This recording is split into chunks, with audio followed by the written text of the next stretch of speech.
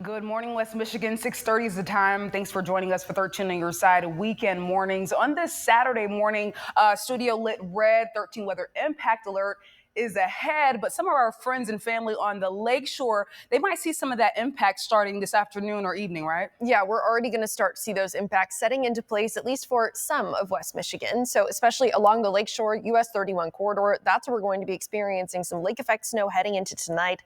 That continues into tomorrow as well. Winter weather advisory out for our lakeshore counties. That starts up at 7 p.m. and continues through early Monday morning. As far as what we're seeing right now, we're not seeing snow yet, but we will be able to see some lake effect picking up just a little bit later on. Now, there was some rain for some during the overnight hours, mainly further south, especially into Kalamazoo.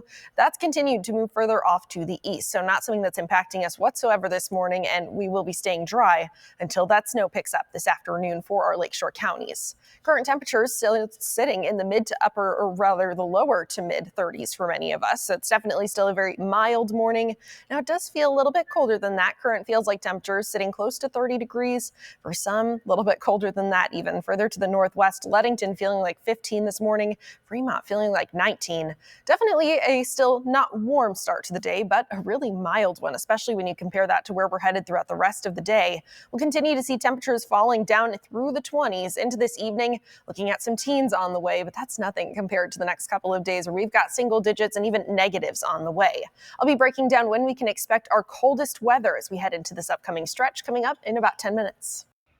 Thanks a lot, Amber. Some Big Rapids students could be in some very hot water after apparently making some sort of bomb threat Friday afternoon. It happened right after classes ended for the day. Police were notified, and Big Rapids Middle School was cleared of any staff and students that could have been remaining in the building. A sweep was made with a K-9 to make sure there was no bomb inside. Now, the kids involved in making that threat were reprimanded by police, but no charges have been filed. The investigation is ongoing.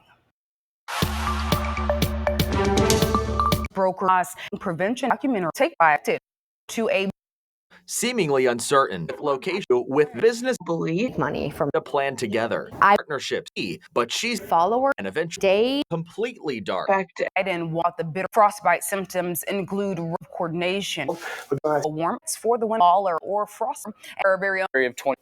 And that see the fans of a podcast and a do the something laid pictures with her. like we're going.